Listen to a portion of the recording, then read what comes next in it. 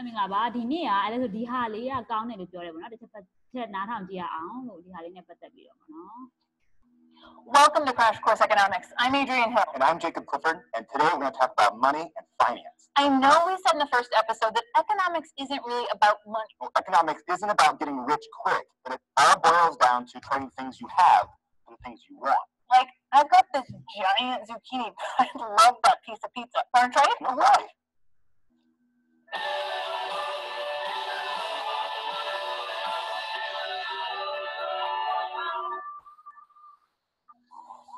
Imagine you live in a world without money, and you're a dentist that wants to go buy a car. First, you find a bunch of auto workers who need dental work. And if these workers don't want dental services and prefer being paid in something else like flat-screen TVs, then you have to find TV manufacturers that have toothaches. Try posting that on Craigslist. This is called a barter system, and it takes a lot of time and energy. Of course, many people still barter for stuff, but for most transactions, we use money, which is a way more efficient way to do business. The people who really need dental care will pay you with money, which you can now use to buy a car. Economists point out that money serves three main purposes. First, it acts as a medium of exchange. It's generally accepted for payment for goods and services. Now, that medium of exchange means we're not stuck in the barter system. Next, money can be used as a store of value. The reason why a dentist doesn't usually accept fruit or baked goods is because you can't save those things up to go buy things like cars. Plus, bananas go bad pretty quickly in a safe deposit box. Money also serves as a unit of account. We don't measure the value of cars and bananas, muffins, or root canals. Instead, we use money because it's a standardized metric that allows us to measure the relative value of things. Most people assume that money is just cash and coins issued and endorsed by a government. Coins have been used for thousands of years, and they're a great example of money. But technically, money is anything that's used as a medium of exchange. For example, cigarettes were used as money in prisons until smoking bans were put in place. Nowadays, prisoners use postage stamps and even small pouches of mackerel as currency. Animals like cattle and sheep, also sacks of grain, all these have been used as money.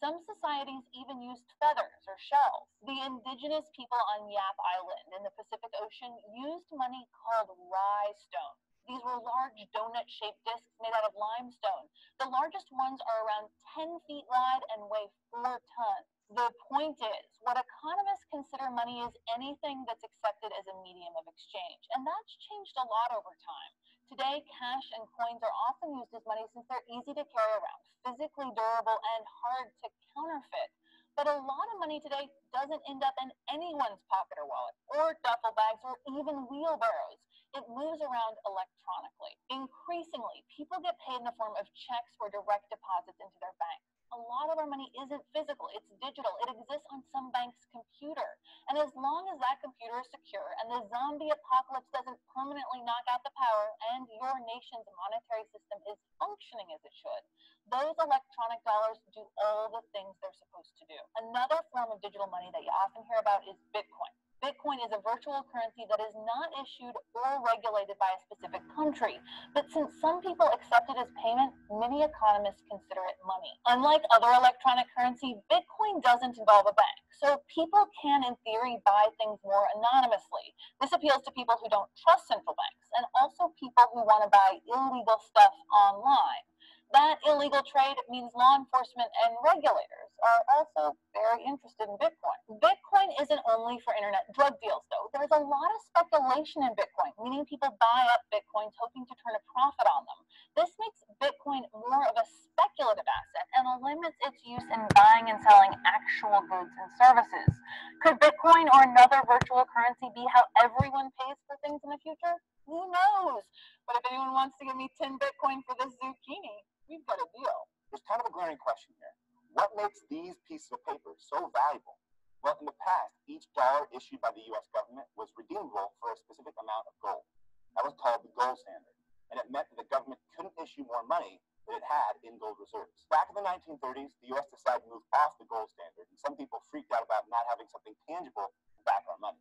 It's important to remember that money, whether it's cash or gold or small pouches of mackerel, is all about confidence. The Nobel Prize-winning economist Milton Friedman said, "The pieces of green paper have value because everyone thinks they have value." With that in mind, a gold standard or even a mackerel standard might not make money more valuable or reliable. A lot of economists agree with this, which is why no country uses the gold standard. There are calls by some politicians to bring it back, but that's probably never going to happen. Sorry, Ron Paul. Okay, I know we said economics is not about the stock market, but now it's time to explain what it is and why it's important. The stock market is just one piece of something much bigger, the financial system. To understand the financial system, you need to picture two different groups. First, you have lenders. Sometimes these are corporations with a bunch of cash, but lenders can also be ordinary households, people like you and me. Us regular folks are going to need money in the future to retire, or send our kids to college, or go on a vacation to Yap Island. So we need a way to turn the money we have now into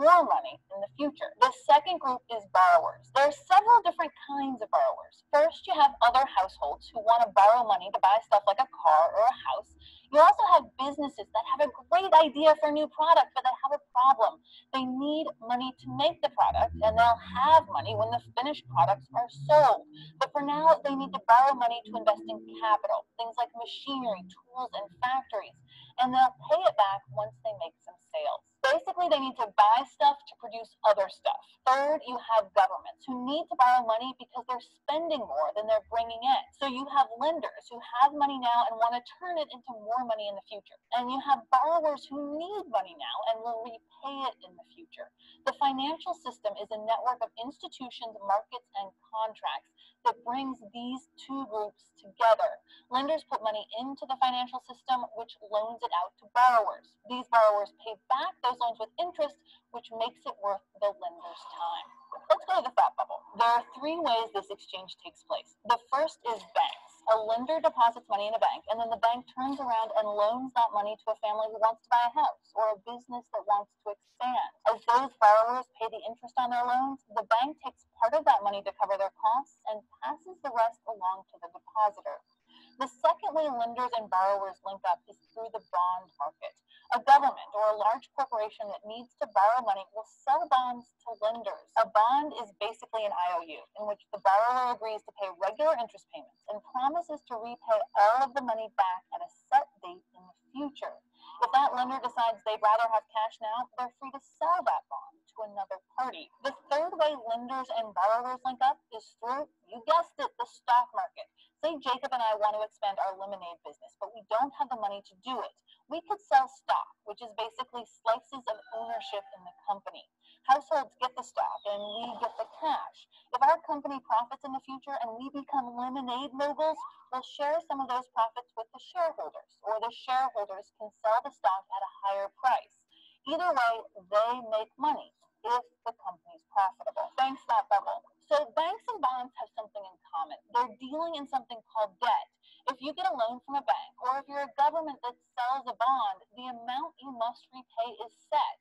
In almost all cases, you're obligated to pay back the amount you borrowed with a set amount of interest. Stocks, on the other hand, are known as equity. If a company enjoys high profits, shareholders get more money. If a company goes bankrupt, shareholders may get nothing. In the news, you'll hear about changes in the Dow Jones Industrial Average, but fluctuations in stock markets are not reliable indicators of how the economy is doing.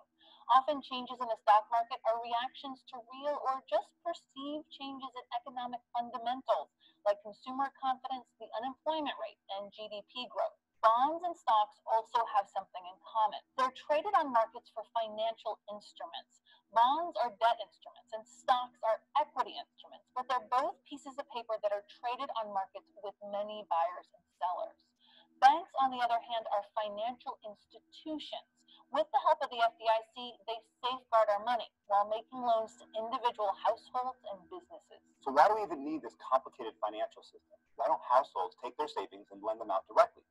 Well, if you want to loan out your life savings to your neighbor so he can launch his artisanal smartphone business, go for it. That's a pretty risky bet, so you're more likely to use the financial system. Financial markets with instruments like stocks and bonds allow borrowers to crowdsource the money they need to borrow. They raise their capital from lots of investors and spread the risk around. Banks do the same thing. They accumulate small deposits from thousands of people and use that to make loans. It's like Kickstarter, except better, because you get money as opposed to an earnest thank you email. And from the lender's point of view, a financial system allows you to spread your savings over dozens or hundreds of different loans. A few companies might go bankrupt, and a few people might not pay back their car loans, but those losses will be offset by borrowers that do pay back their loans. You don't have to put all your eggs in one basket. So that's money in the financial system. The thing to remember here is that this stuff is not just an abstraction or someone else's concern. Almost all of us are lenders and borrowers at some point in our lives, and understanding lending and borrowing is a big deal. While it might seem like you're borrowing from a faceless institution, you might be borrowing my money from that faceless institution. And I'm going to need that back if I can't get anyone to accept the zucchini as payment. Thanks for watching. Crash Course Economics was made with the help of all these nice people who believe in some way that there's value in those green pieces of paper. Your green piece of paper can help support craft. Okay ဒီဟာလေးကအကျမ်းမင်းပေါ့နော်သူကအဲ့လဲဆိုတော့အရင်ဘက်က reading လောက်ထားတဲ့ဟာလို့လည်းနည်းနည်းပြန်ပြောရတယ်ပေါ့နော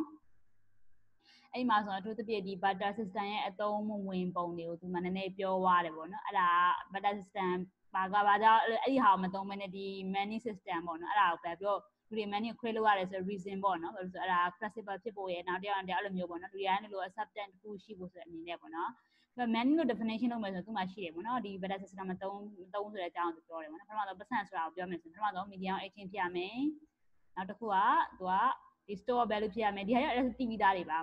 နောက်တစ်ခုရှိပါသေးတယ်၃ခုပေါ့နော်နောက်တစ်ခုကသူကလူတိုင်းတို့ပေါ့နော် accept လုပ်ရမယ့်ပုံစံမျိုးကိုသူပြောရတယ်ပေါ့ဒီဟာမျိုးက standard unit တို့ပြီးတော့unit of deferred payment တို့ future date အတွက်ပေါ့နော်သူကဒီမှာဆိုမှပြီးလို့လူတွေကတော်တော်များသူတို့ရဲ့အခုလောဆယ်ပတ်စံကိုသူကတုပ်ပွားအောင်လုပ်ချင်တယ်ပေါ့နော် future ကျရင်တုပ်ပွားအောင်လုပ်ဘယ်လိုလုပ်ရင်ကောင်းမလဲဆိုတော့စဉ်းစားတဲ့ပုံစံမျိုးကိုသူကလုပ်ပြတယ်ပေါ့နော် financial institution နဲ့ပါလာတယ်ဆိုအိမ်မှာပြောတာပေါ့နော်နောက်တစ်ခုသူပြောသွားတာကျတော့ဒီ Bitcoin နဲ့ပတ်သက်ပြီးသူနည်းနည်းပြောသွားတယ် Bitcoin ကပါလဲဆို virtual currency ပေါ့နော် central bank control မပါဘူးဆိုတဲ့အကြောင်းလေးပြောသွားအဲ့ဒါကစားထားပါအရင်နောက်မှလည်းဆိုပြောကြတာပေါ့နော် Bitcoin နဲ့ပတ်သက်ပြီးဒါ different scenario ပေါ့နော်သူကပြောတာဒီမှာဆိုရင်ဘာဖြစ်လို့လူတွေကရွှေနဲ့ back မလုပ်ထားတဲ့ဟာကိုဘာဖြစ်လို့လူတွေကသဘောအဆင်ပြေကြတယ်ပေါ့နော်အဲ့ဒါဆိုရင်သူကပြောချင်အဓိကပေါ့နော်the piece of green paper have value because that everyone thinks they have value လူတိုင်းလည်းလို့ကအဲ့ဒါကိုယုံကြည်လို့ပေါ့နော်အဲ့ဒါဆိုအမြဲတမ်း let's ပြောတယ်ပေါ့နော်အဲ့ဒါတခုဆိုပတ်စံရဲ့အဓိကတန်ဖိုးကကိုယ့်ရဲ့ trust ပေါ့နော်ကိုလူတိုင်းလည်းလို့ကဒီဟာလည်းယုံကြည်တယ်သူလည်းယုံတယ်ငါလည်းယုံတယ်အဲ့လိုယုံကြည်ရတာဒီအဲ့လိုယုံကြည်မှုကဒါလင်းကိုယ့်ဒီပတ်စံရဲ့ menu ကိုသူက money နဲ့ value နဲ့ရှိနေတာပေါ့နော်သူက government ဘယ်လောက်ပဲ enrose လုပ်လို့ပဲ enrose လုပ်လို့ဆိုတာဒီမှာဘယ်လောက်ပဲထောက်ခံကွာလူတွေကယုံကြည်မှုမရှိတော့ဘူးဆိုရင်ကွာ green belt လို့ပြဿနာတက်မှာပဲအဲ့လိုပုံစံမျိုးလေးပေါ့နော်ဒီနာအဓိကဒီတာမန်ပြည်သူတွေဒီကို financial အခုမြန်မာကျက်ဆိုတော့မြန်မာနိုင်ငံမှာတုံးနေတဲ့ပြည်သူတွေလက်ခံနေတဲ့ရွေးဒီပတ်စံတန်ဖိုးရှိမှာပဲဒါပေမဲ့တစ်ချိန်ချိန်မှာမြန်မာ government ယုံကြည်တော့ပြည်သူတိုင်းလို့ကဒီမြန်မာကျက်ငွေတော့မတုံးချင်တော့ဘူးဘယ်လိုဖြစ်လာတဲ့ခါကျရင်ဒီဟာ government ဘယ်လောက်ပဲထုတ်နေတိတ်ဟာ valuable မရှိလို့ဖြစ်မှာပဲအဲ့ဒါမျိုးပြောချင်တာပေါ့နော်ဆိုတော့အဓိကပတ်စံဘာကြောင့် money လို့ဖြစ်လာလဲဆိုတော့ဒါလူတိုင်းလို့တန်ဖိုးထားလို့ပေါ့နော်လူတိုင်းလို့တန်ဖိုးထားလို့ဒါသူကလာတယ်အဲ့ဒါကြောင့်လူတိုင်းလို့ trust ထားလို့လာတယ်သူကတန်ဖိုးရှိနေဆိုတဲ့ဘောသူပြောပြထားတယ်ပေါ့နော်ဒီမှာဆိုရင်ဒါဆိုအဓိက financial system မှာပါတဲ့ဟာတွေပြောတာပေါ့နော် lender ပါမယ် borrower ပါမယ်ဒါတွေကတော့ဒီtrade တော့မဟုတ်ပါဘူးပါမှအဓိကဒီ financial institution တွေကဘယ်လိုဒီကိုယ့်ရဲ့ပတ်စံတွေကို deposit လုပ်တယ်ပြီးရင်ဘယ်လို reloan ပြန်လုပ်တယ်အဲ့ဒါလေး process တွေပေါ့နော်ဒီ beta တွေ credit တွေအဲ့လိုမျိုးခေါ်ရရှိတာပေါ့နော်နောက်တစ်ခါဒီမှာသူ introduce ပေးသွားတာက stock market နဲ့ပတ်သက်ပြီးသူ introduce လေးနည်းနည်းပေးသွားတယ်ပေါ့နော်stock market ရဲ့သဘောတရားတွေကကိုက fine ကို company အထည့်ဖို့ဖြစ်ပါလေငွေလိုတယ်ဆိုတော့သူတို့ဘာလုပ်လဲဆိုတော့ဒီဟာမျိုးသူရဲ့ company ရဲ့ ownership ကိုသူက slide လေးလုပ်ပြီးတော့ capital လုပ်လိုက်တယ်ပေါ့နော် share ခွေးလုပ်လိုက်တယ်ပြီးတော့မှဒီဟာလေးကိုငါ့ကိုနေပတ်စံဘယ်လောက်ပေးရင် company ရဲ့ဘယ်လောက်ရတော့ငါနေပိုင်ဆိုင်မှုပေးမယ်အဲ့လိုပုံစံမျိုးလေးပေါ့နော်အဲ့လိုမျိုးလုပ်တဲ့ဟာလေးပေါ့အကျဉ်းချုပ်ပေါ့နော်အဲ့လိုပုံစံမျိုးမှတ်ထားစေချင်တယ်အခုချိန်မှာပေါ့နော်နောက်တစ်ခုက debt instrument တို့ပါသူပြောသွားတယ်ပေါ့နော်ဒီဟာလေးက equity market တို့ပါနောက်မှကျရင်လာမှာပေါ့နော်အဲ့ဒါနဲ့ပတ်သက်ကောင်းစားနေတယ်ပေါ့အဓိကသူပြောချင်တာဒီ stock market မှာရှိတဲ့ price fluctuation လို့ခေါ်တော့ fluctuation ကနေမှာဘာကိုပြောချင်လဲဆိုတော့အတက်အကျအမြင့်အနှိမ့်ပေါ့နော်တင်တာဈေးstock market crash ဖြစ်သွားတယ်လို့သိရမလားဈေးဟို company ကတော့သူ့ရဲ့ stock price ကလုံးဝ skyrocket ဖြစ်နေတယ်အရန်တက်သွားတယ်လို့အရန်ထိုးကြအဲ့ဒါတွေကသူကအဲ့လိုမျိုးဖြစ်နေတာတွေတော်တော်များများက company ရဲ့တကယ် performance နဲ့မဆိုင်ပေါ့နော် company ရဲ့ profit ဖြစ်တာတွေမဖြစ်တာတွေအဲ့ဒါနဲ့မဆိုင်ပေါ့လူတွေရဲ့ဒီအခုဒီဟာတွေကဒီ stock market ရဲ့တယောက်နဲ့ exchange မျိုးရောင်းဝယ်လုပ်နေကြတာဖြစ်တဲ့အတွက်ဒီအမျိုး consumer confidence တွေကြော့သွားတာဒါမှမဟုတ်လည်းဒီအလုပ်သမားအလုပ်အကိုင်မဲ့ပေါ့နော်နော်အရန်မြင့်သွားတာအဲ့ဒါမျိုးလေးပုံမှုတွေအဲ့ဒါကြောင့်ဖြစ်တယ်ပေါ့နော်တော်တော်များ company နဲ့တိတ်ပြီးမဆိုင်ဘူးဆိုတဲ့ဘောပဲပြောချင်တာပေါ့အဲ့ဒါလေးတစ်ချက်ပေါ့အောင်လို့လည်းထည့်သွင်းနောက်တော့ဘာဖြစ်လို့ financial institution ကလိုအပ်လဲဆိုတာလေး question လေးသူ answer လုပ်ထားတယ်ပေါ့နော်အဲ့ဒါစတိထားမိတလောက်ဆိုရင်အဓိကလောက်တာအမှန်မှန်တော့ကွာကိုနဲ့သူနဲ့နေရာဒါလေးလုပ်လို့လည်းရတယ်ဒါပေမဲ့ तू को default လုပ်တယ်ဆို default လုပ်သွားတယ်ဘာလို့ပြောလို့ရလဲဆိုတော့ तू ကိုပြန်မပေးတဲ့ဟာကိုကွာသူ့ကိုတိတ်မယုံလို့ပါတာပေါ့နော်ဒီမှာဆိုတော့ trust ကအရင်ရေးပါတယ်ပေါ့financial institution ကြတာလဲဆိုတော့ဘာလို့ယုံလဲဆိုတော့ဒီ risk လို့ခေါ်တယ်ပေါ့နော်ကိုပြန်မရတော့မယ်ထားအောင်ခိုင်း risk ကိုမြန်မာလို့ပြောပါလားပြန်လဲ risk ကမြင့်တက်တာလားဟာလားအားရရတယ် risk လေ risk ဖြစ်တာလေလုံးဝအရှုံး risk ကကြာဟိုဘယ်လိုပြောမလဲဟိုလာ risk ကနည်းနည်းရှင်းဆိုင်တာပေါ့တချို့တော့မလုပ်လို့ရတာဘယ်လိုပြောမလဲဒီမှာစကားရှာမလို့ဖြစ်နေ risk အဲ့ဒါဆိုရှာမလို့ဖြစ်နေ risk ကတော့နားလေကွာအင်္ဂလိပ်လိုနားမြန်မာလိုဘယ်လိုပြောလဲစွန့်စားရပြီစွန့်စားလောက်တာဟောလေတန်ရန်တိုးနေ risk ဟယ်လို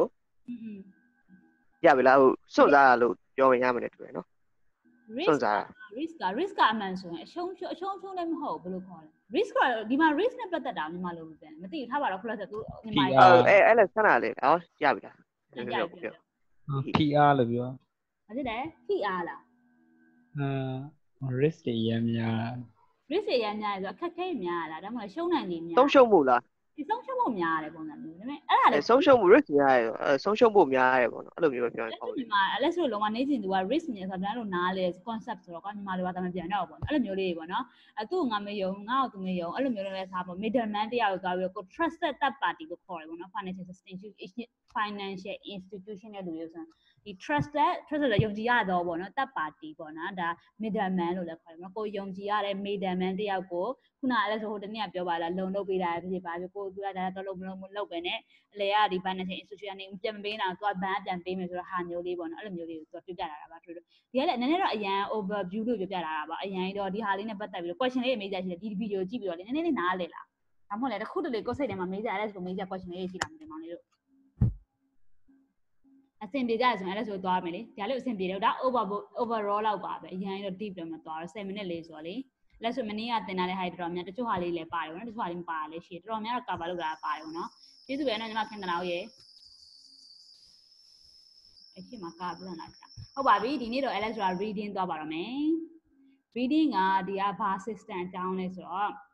checking system ဗောနော် check system တဲ့ဒီ check system ဘယ်လိုကနေဘယ်လိုပေါ်ပေါက်လာလဲပေါ့နော်။ဘာကြောင့်ဒီဟာရဲ့အဓိကဒီမှာလဲဆိုတော့ဒီ lecture က central bank as a clearing house ပေါ့နော်။ဒီ clear ဘယ်လိုလုပ်လဲတည်ရမယ်။တစ်ခုနဲ့တစ်ခု clear ဘယ်လိုလုပ်လဲပါလဲညာတယ်။အဲ့ဒါနဲ့ပတ်သက်တာပြောထားတယ်ဟာ။ sorry ပြောထားတဲ့ဟာပေါ့နော်။အဲ့ဒါနဲ့ပတ်သက်ပြီး checking system ပဲဒီစာအုပ်ကဘယ်တော့တက်သွားလဲဆိုတော့ထောင်ဘယ်လောက်မှသူခုနှစ်မြေတာတော်တော်လေးကြာတယ်တော်တော်လေးဟောင်းတဲ့စာအုပ်လေးပေါ့နော်။ဒါလောက်အကိုကထုတ်လာတဲ့ဟာလေးပေါ့နော်။အဲ့ဒါဖတ်ကြည့်အောင်လို့ဒီနေ့လည်းဆိုဒီဟာအဓိကထားပြီးဖတ်ကြမှာပေါ့နော်။ဒါကစာအုပ်တွေကသူ chapter တစ်ခုကိုထုတ်လိုက်တာဖြစ်တဲ့အတွက်ပေါ့နော်အရှေ့ပိုင်းမှာလည်း chapter တွေပါတယ်ပေါ့နော်ပြောချင်တာအရှေ့ပိုင်း chapter တွေကိုအရာကြည့်မယ်ဆိုရင်တဲ့ has been made more than once to the transfer or deposit by one holder to another and then their consequence used as a currency သူပြောချင်တာဒီမှာဆိုရင်ကွာတယောက်နဲ့တယောက်အဲ့လိုမျိုး bank deposit နဲ့တယောက် transfer လုပ်တယ်သူကငါ့ကိုလွယ်နင်းငါ့ကိုလွယ်အဲ့လိုမျိုးလို့ကြာလဲ deposit ကိုသူက currency အနေနဲ့သုံးပါတယ်ဆိုရင်ဒီမှာဆိုလဲဒီမှာ note တွေပေးရတယ်ပေါ့နော်deposits used as currency လို့လည်းသူပြောထားတယ်ပေါ့နော်ဒီမှာဆိုရင် It's now necessary to examine more closely the simple machinery by which that transfer is effected ဟိုတစ်ခါတော့ဆိုအဲ့ဒါပြောပါလား bank A နဲ့ bank B ကိုလွှဲလိုက်တယ်ပေါ့နော်ဘယ်လိုလွှဲတဲ့ခါကျရင် bank A ကသူ့ရဲ့ research တွေကိုနှုတ်တာလားဒါမှမဟုတ်လဲသူ့မှာရှိတဲ့ access တွေကိုသွားနှုတ်ပါလားအဲ့ဒါမျိုးလေးပေါ့နော်ဘယ်လိုလေးလုပ်သွားလဲပေါ့နော် bank တစ်ခုကနေပြီးတော့နောက်ဒီကိုကနေပြီးနောက်တစ်ယောက် percent transfer လုပ်တဲ့ဟာလေးအနောက်မှာဘယ်လိုဖြစ်သွားလဲဆိုတာလေးလိုက်လေ့လာပေါ့နော်အမှန်မှန်အဲ့ဒါပေါ့နော်ဒီမှာဆိုဒါကအခုချိန်မှာဆိုရင်တေချာလေးလိုက်ပြီးစစ်ဖို့လိုအပ်လာပြီပေါ့နော်ဘယ်လိုဖြစ်နေလဲပေါ့နော်အဲ့ဒီကိုက transfer တစ်ခုလုပ်လိုက်ရင်ဘယ်လိုဟာတွေဘယ်လိုသွားလဲပေါ့နော်အနောက်ကဖြစ်သွားတဲ့ mechanism တွေကိုဆက်ပြီးလေ့လာကြလစ်လာတင်တယ်လို့သူမြင်နေပေါ့နော်ဒီမှာဆို depositor လို့ပြောတာဒါပတ်စံသွားတိတ်နေလို့ပေါ့နော် creditor လို့ပြောတာ depositor လို့ခေါ်တယ်သူ credit လို့ခေါ်တယ်သူဘဏ်မှာပတ်စံသွားစုနေတူကွာအဲ့ဆိုတော့သူဘဏ်ကိုပတ်စံလာထည့်တာရယ်ဘဏ်ကနေပတ်စံချီးရလူတွေပေါ့နော်အဲ့လိုမျိုးပုံစံမျိုးတွေကတဲ့ who have to make a payment to some other person တဲ့တခြားလူတယောက်တော့ပတ်စံပေးရမယ်ပေါ့နော်အဲ့လိုမျိုးဆိုသူမှာ choice ရှိတယ်ပေါ့နော် has his choice between two method of making it method နှစ်ခုရှိမယ်ပေါ့နော်သူတို့လို့ရ method နှစ်ခုရှိမယ်တဲ့သူကပတ်စံ transfer လုပ်ချင်တယ်သူအဲ့လိုပြောရတယ်ပေါ့နော် he may demand money from the bank ဘဏ်ကနေပတ်စံတော့သူကတောင်းချင်တောင်းမယ်ပေါ့နော် in the exercise or his right as a creditor သူကဘဏ်မှာပတ်စံသွားထည့်တာဖြစ်တဲ့အတွက်သူ့မှာ right ရှိရကွာ right ဆိုတာသူ့မှာတာဝန်တော့မဟုတ်ပါဘူးသူ့မှာright ဆိုတာကိုအခွင့်အရေးပေါ့နော်အဲ့ဒါစပါလာပြန်လိုက်မယ်လို့မျိုး အခွင့်အရေးရှိတယ်ပေါ့နော်ကိုက okay သူကတော့ငါဘာမှပတ်စံသိမ်းထားတယ်အဲ့လိုဆိုတော့ငါပတ်စံလို့တဲ့တင်နေငါ့ကိုပြန်ပေးရမယ်နေမှာတာဝန်ရှိတယ်ပုံစံမျိုးပေါ့နော်အဲ့မှာသူမှရပိုင်ခွင့်ရှိတဲ့ပုံစံမျိုးလေးကိုသူပြောတယ်ပေါ့နော်အဲ့လိုဆိုတော့သူကဒီဘန်ကသူ့ကိုပတ်စံထုတ်ပေးရမယ်လေ deliver this money လုပ်ပေးရမှာပေါ့နော်အော်ဒါပထမမှတ်တက်ပေါ့နော်သူကဘန်ပတ်စံတောင်းမယ်ပတ်စံထုတ်ပေးမယ်ဘန်ထုတ်ပေးမယ်ဒါမှတ်တက်တစ်ခုပေါ့နော်အော်တဲ့ဒါမှမဟုတ်လို့ရှိရင်တဲ့ with the essence of the person to whom he has to take the payment အဲ့လိုမျိုးမဟုတ်ပဲနဲ့သူက okay ဒီပတ်စံတော့ငါထုတ်ရမယ်ဘာကြောင့်ထုတ်လဲဆိုငါတောက်တယောက် transfer လုပ်ဖို့ငါပေးရမှာအခုလို့ဆို LS ကပတ်စံ1000ဘန်ထဲမှာထည့်တာဆိုပါဆိုနော်မောင်လေးထအောင်ဆောင် LS ကပတ်စံ9000ပေးရမယ်အဲ့လိုဆိုတော့ LS ဘာလုပ်လို့ရလဲဆို LS ကိုယ်တိုင်ပတ်စံဘန်ထဲတက်ထုတ်ပြီးတော့မောင်လေးကို personally လာပေးလို့ရတယ်လို့အဲ့လိုမျိုးမဟုတ်ပဲနဲ့မောင်လေးကလည်း LS ဘန်မှာရှိတယ် LS လည်း LS ဘန်အကောင့်တစ်ခုရှိရတယ်ကွာမောင်လေးကနေပြီးတော့မောင်လေး LS ဘန်အကောင့်နေရာနဲ့မောင်လေးဘန်အကောင့်ကို transfer လုပ်လိုက်လို့ရတယ် method ကိုသူပြောချင်တာပေါ့နော်ပြောချင်တာဒီမှာအဲ့လိုမျိုးလေးပြောချင်တာပေါ့နော်ကိုကမှာကွာ he may give to this person as an order on the bank for the money ပြောချင်တာခုန experience scenario ပေါ့နော်ဒါမှမဟုတ်ရင်လည်းသူကဒီ okay ငါကတော့သူ့နာမည်လေးထိုးပြီးတော့ငါနာမည်နေဘန်ထဲမှာသွားထုတ်လိုက်ပေါ့နော်ဘန်ကိုသွားထုတ်တယ် LS ကိုယ်တိုင် personally လာပေးနေတော့ပဲမောင်လေးကလည်းဘန် LS ဘန်အကောင့်ရှိရတဲ့အတွက်သူကဒီမှာဆိုရင်ကိုယ်တိုင်ဒီ person ကိုသူကကိုလက်မှတ်ထိုးပြီးသွားထုတ်လိုက်တဲ့ပုံစံမျိုးပေါ့နော် simplest case of payment is by check ပြောချင်တာအဲ့လိုမျိုးဒီဟာမျိုးကပိုပြီး simple ဖြစ်တယ်ပေါ့နော်ကိုယ်တိုင်ဘန်မှာအဲ့လိုမျိုးလုပ်ပေးရတယ်ဆိုတာပိုပြီးတော့ simple ဖြစ်တယ်သူပြောတယ်ပေါ့နော်ဒီဟာလေးက okay with the essence of the person ဒီမှာ access ဆိုတာကဘယ်လိုပြောမလဲကိုယ့်ရဲ့ permission လို့ပြောလို့ရတယ်ပုံစံမျိုးပေါ့နော်အဲ့လိုပုံစံမျိုးသူပတ်စံထုတ်ရတဲ့ခင်နေဒီတယောက်ကိုနာမည်ရေးလိုက်တယ်နေတော့ထုတ်လိုက်ရတဲ့ပုံစံမျိုးလေးသူလွဲလိုက်တဲ့သဘောပေါ့နော် check ဆိုတဲ့တန်းလေးနည်းစီမြင်မြင်နေစားတဲ့မှာကိုနာမည်လို့ရေးပြလိုက်တယ်ငါသိန်းဘလောက်ဆိုရင်တက်ထုတ်လိုက်ဆိုရုပ်ရှင်ကားထဲမှာအញ្ញမ်းရှိနေပါလားသိတယ်မလားရော့ငါတမီးနဲ့နေဖြစ်ပါလဲဖြတ်မလားချက်ငါနဲ့ဘလောက်ရေးပြလိုက်မယ်စားလို့ပေးရလေဒီမှာကားတွေမှာသိရတာလည်းပြောနေတယ်အဲ့ဒီဟာလေးရုပ်ရှင်တွေမှာမြင်ဘူးလားငိုကြလိုက်မလို့တော့အဲ့လိုမျိုးပြောနေတယ်ငိုကြလိုက်မလို့နေတယ်ဟာအဲ့လိုခံဘူးလားမသိပါဘူးဟာโอเคပြောနေတာကအဲ့လို method လေးရှိတယ်ဗောနော် check လေးရေးပေးလိုက်တယ် okay ငါကိုယ်တိုင်လာမထုတ်တော့ဘူးဘန်နဲ့နေတော့ထုတ်ယူလိုက်တဲ့ပုံစံမျိုးလေးကွာသိရမလားအဲ့လိုမျိုးပြောတာဗောနော်ဒီညမှာဒီအဲ့လို check ရဲ့သဘောတရား if that he adopt the later ဆိုတာဒုတိယ method ဗောနော် method နှစ်ခုရှိတယ်ဒုတိယ method ကို adopt လုပ်မယ်ဆိုရင်ဗောနော်တဲ့ a payment for goods or for a debt ဆိုတာဒီမှာကိုမောင်လေးကို LS ပေးရမယ့်ပုံစံမျိုးဖြစ်ပေါ့နော်ဒါအဲ့ဒါ debt လို့ခေါ်တယ်ဗောဒါမှ goods ဆိုတာကိုကုန်ပစ္စည်းတစ်ခုဝယ်တာဖြစ်ပါဖြစ်ပေါ့နော်ကို supplier ကိုပတ်စံပေးကြရှိလို့ပဲဖြစ်ဒါမှမဟုတ်လည်းကို personal debt ပြအောင်ပေးဖို့ရှိတယ်ဖြစ်ပေါ့နော်အဲ့လိုမျိုးဆိုရင်တဲ့ is affected by simple transfer of a right to demand money from the bank ပြောချင်တာဒီနောက်သူကပြောချင်သွားလဲဆိုတော့ကွာကိုကအဲ့လိုလာလုပ်လိုက်တာဖြစ်သွားတယ်ဆိုရင်ကိုက okay ငါအစတော့ဘန်မှာငါပတ်စံထုတ်ပိုင်ခွင့်ရှိတဲ့ဟာကိုငါအခုလို့ဆိုငါရဲ့ right ကိုငါ transfer ပေးလိုက်တယ်ဆိုသဘောလေးပဲအဲ့အထားလေးမြင်လာမှမသိဘူးသူကကွာအစတော့ငါဘန်ထဲမှာပတ်စံဘယ်လောက်ရှိရဲအခုလို့ဆိုငါအဲ့ရှိသမျှပတ်စံငါထုတ်ပိုင်ခွင့်ရှိတယ်ဆိုငါ creditor ဖြစ်တဲ့အတွက်အဲ့လိုဆိုအဲ့လိုမလုပ်ပဲနဲ့ငါ okay နေ့စဉ်ငါစီအောင်ကျွေးရမယ်အဲ့လိုဆိုတော့ okay နေကငါနေ့ကို right ပေးလိုက်မယ်နေက check ရေးရဖြစ်ပါဒီတစ်ခုရေးပေးလိုက်တော့ငါရဲ့ right ကိုနေ့ transfer ပေးပြီးတော့နေကိုရဘန်ကထုတ်လို့ရဖြစ်သဘောလေးပြောနေတာပေါ့နော်ဒီထိရှင်းလာမောင်လေးတို့ညီမလေးတို့ဟုတ်ကဲ့ရှင်းတယ်ပါဟုတ်ကဲ့ပါ and so too if the recipient တော့ခုနကကိုချက်ရေးပေးတယ်ပေါ့နော် or the check they give it in payment to some third party ဒါဒုတိယတစ်ယောက်ပါလာပြီနော်အဲ့ဒီဘက်နဲ့ပြပြမယ် LS ကထောင်ခန့်ကိုချက်ရေးပေးလိုက်တယ်ထောင်ခန့်ကညီမခင်တနာကိုပတ်စံပေးကြရှိအဲ့လိုဆိုတော့ထောင်ခန့်ညီမခင်တနာကိုပြန်ပြီးတော့အဲ့ check ကိုပြန်လွှဲအဲ့မှာဆိုတော့တစ်ယောက်ဖက်ပြီးတော့ပြန်လွှဲရဖြစ်မနေဘူးလား check လေးကိုလုံးဝ transfer လုပ်နေပုံစံမျိုးလေးမျက်စိနဲ့မြင်လားအဲ့လိုမျိုးလုပ်မယ်ဆိုရင်တဲ့he do a forward and so အဲ့လိုမျိုးတရားအဲ့လိုမျိုး transfer လေးလုပ်ပြီးလို့ရတယ်မလားအဲ့လိုဆိုရင်ဘာဖြစ်သွားလဲဆိုတော့တစ်ချက်ကကွာသူတို့ကပတ်စံဘန်သူတို့ရဲ့ right ownership ပဲသူတို့တရားနဲ့တရား transfer လုပ်ပေးတာဖြစ်တဲ့အတွက်ကွာခုခဏလို့သိရမလားငါနေလိုရမယ်နေငါ့ကိုလိုရမယ်ဟိုကလိုရအဲ့လိုမျိုးလေးဆိုနည်းနည်းရှင်းသွားတယ်လည်းမမြင်ဘူးလားမျက်စိထဲမှာကွာအရင်ဘန်ရဲ့ involvement ကအရင်မဖြစ်တော့โอเคအဲ့ပတ်စံကနေထုတ်ပိုင်ခွင့်ရှိတယ်နေကနေသူထုတ်ပိုင်ခွင့်ရှိတယ်လွှဲလိုက်တယ်သူကနေနောက်တစ်ထုတ်ပိုင်ခွင့်ရှိတယ်လွှဲလိုက်နောက်တစ်ထုတ်ပိုင်ခွင့်လွှဲလိုက်ရှိတယ်ဆိုတော့နောက်ဆုံးမှာအဲ့နောက်ဆုံးလက်ခံပြီးတော့ဘန်ထုတ်လိုက်ရုံပဲကွာဘန်နဲ့တရားဟိုထုတ်သွားလိုက်မောင်လေးလာပေးလိုက်မောင်လေးဘန်နဲ့ပြန်ထည့်လိုက်ပြီးတော့နောက်တစ်ပြန်ထုတ်လိုက်အဲ့လိုလုပ်ရမယ်ထုတ်လိုက်ထည့်လိုက်လို့မလုပ်တော့ပဲနဲ့ကွာဒီ simple ကိုရဲ့ right to withdraw ပေါ့နော် withdraw right to demand ပဲဖြစ်အဲ့လိုမျိုးဟာလေးကိုတရားနဲ့တရားရောက် transfer လုပ်ရ process လေးကိုပြောချင်တာပါနော်အဲ့ဒါမျိုးလေးမျက်စိရမြင်လားအဲ့လိုမျိုးလေးပြောချင်တဲ့ပုံစံမျိုးလေးကိုပြောရတာအဲ့လိုမျိုးလုပ်ချင်းဟာပေါ့နော် to this extent that check is plainly made a substitute for the sum of money to for each call ပြောနေတာကဒီမှာဘာအစားထိုးတဲ့ပုံစံမျိုးလေးပေါ့နော်ပတ်စံငါးနဲ့ကိုပြရမှာငါနဲ့ကိုချက်ပေးလိုက်တယ်အဲ့လိုပုံစံမျိုးအစားထိုးတာနဲ့အဲ့လိုပုံစံမျိုးအထိတော့နော်သူပတ်စံလေးကိုအစားထိုးတယ်ဆိုတဲ့သဘောလေးကိုအထိပဲသူကပြောရဲဆိုတဲ့သဘောလေးသူပြောထားတယ်ပေါ့နော်ဒါတစ်ချက်ပေါ့နော်ဟုတ်ပြီIt represents no particular money accrual required for as we have seen the deposit is likely to have been created by the bank in exchange for some security brought by it and is there therefore a naked right to demand and not a claim on any particular cash. And even if the depositor originated in the lodging of money by the depositor, it has in the case also become naked right to demand. That's not simply any claim to the money actually deposited. ဒီတိကလည်းဒီဟာလေးတို့ခုနကလည်းရှင်းပြတဲ့ပုံစံမျိုးလေးပေါ့နော်ဒီကဒါခုနကတယောက်နဲ့တယောက်ကသူက right ကိုတယောက်နဲ့တယောက်က transfer လုပ်နေတာဖြစ်တဲ့အတွက် bank အနေနဲ့ကြည့်မယ်ဆိုရင် तू ကလည်းအရင် creator လုပ်လိုက်တယ်ပြောနေတာအရင် creator လုပ်တာဘာမှတော့တိတ်မရှိဘူးပေါ့နော်ဒီကအရင်ဒီတယောက်နဲ့တယောက်တော့ဒီမှာဆိုရင်တယောက်နဲ့တယောက်ဒီကွာဒီစာရုပ်တွေကဘဏ်မှာ deposit ထုတ်လာတယ်ပေါ့နော်အဲ့လိုဆို trade through သူ့မှာလည်းရှိပြီးသား तू ကလည်း exam လုပ်တဲ့ပုံစံမျိုးလေး तू ပြောထားတယ်ပေါ့နော်ဒီမှာဆိုရင်ဘဏ်ကလည်းလုံးဝတိုင်းa naked right တူပဲဘာမှမလုပ်ထားဘူးပေါ့နော်လုံးဝ simple ပေါ့ naked ဆိုတာဒီမှာ simple ဖြစ်တာလေလုံးဝ clear ဖြစ်တယ်ဘာမှ trade ထူးမပါနေဘူးဆိုတဲ့သဘောပြောနေတာပေါ့နော်ပုံမှန်တာမန်တွေနေငါ personal ပိုင်းရှင်ငါလည်းနေကိုလုံးဝဒါလေးတော့ထုတ်ဆိုရရတယ်ဆိုတဲ့သဘောမျိုး claim လေးပေါ့နော် claim လေးပုံစံမျိုးလေးပြောနေတာပေါ့နော်အဲ့လိုပုံစံမျိုး if the deposit originate in the lodging ဆိုတာဘာပြောတာလဲ money by depositor lodging ခိုင်းတယ်အဲ့ဒီ lodge ဆိုတဲ့ဟာလေးဒီမှာပြောချင်တယ်သိချင်တော့ the file LOADGပါပါလေLODGE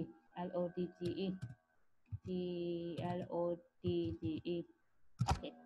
lodge လုပ်တယ်ဆိုတာက lodge a branch meeting this organization present make a big and flexible big in one fix a small house cake blah blah blah ဒီဟာကိုပြောချင်တာတင်တယ်ထားပါတော့တိတ်ပြီးတော့အကောင်းစားတော့သူပြောချင်တာတိတ်ပြီးတော့ထားမပေါက်လိုက်okay ထားပါတော့ဒီဟာတိဖြစ်ပါနော် but the transfer of this naked right in the case suppose is made by an agreement of the party to serve the same purpose as the transfer of money and the right that becomes subject to them ခုနဒီတစ်ခုဒီတစ်ပိုင်းတော့ဒီကခုနအဲ့ဒါဆိုရှင်းပြတဲ့ဟာပေါ့နော်ဘာမှ trade တော့ပြောတာမဟုတ်ဒီ right ကိုတရားတရား as long as you agree to me I agree to you and then I transfer another person also agree ဆိုရင်ပြဿနာမရှိဘူးပေါ့နော်ဒါတရားတရားအားလုံးလက်ခံတယ်သူကလည်းလက်ခံတယ်ဆိုရင်ဒါ simple ဖြစ်သွားတဲ့ပုံစံမျိုးပဲတိုင်းယူငါတို့ပြရမယ် promise ညမှာငါတို့ဒီဟာလေး check လေးပြရတယ် substitute အနေနဲ့လက်ခံလိုက်တဲ့ပုံမျိုးသူကလက်ခံတယ်ကိုကလည်းလက်ခံတယ်ဆိုတော့ပြဿနာမရှိဘူးပေါ့နော်အဲ့လိုပုံစံမျိုးသူတို့လက်ခံ reason ရတယ်အမှန်တော့ဒီဟာကိုသူတို့ကြတဲ့ချင်းသွားပြီးဘယ်မှာသွားပြီးသွားထုတ်လို့ရတယ်လေဆိုတော့သူလက်ခံတဲ့သဘောလို့ပြောချင်တာပေါ့နော် okay မဆိုဒီဟာတဲ့ substitute လုပ်လိုက်တဲ့ပုံစံမျိုးလေးပြောချင်တာပေါ့နော် substitute ကအစားထိုးပေးလိုက်တဲ့ပုံစံမျိုးလေးပေါ့နော် The effectiveness of this substitution however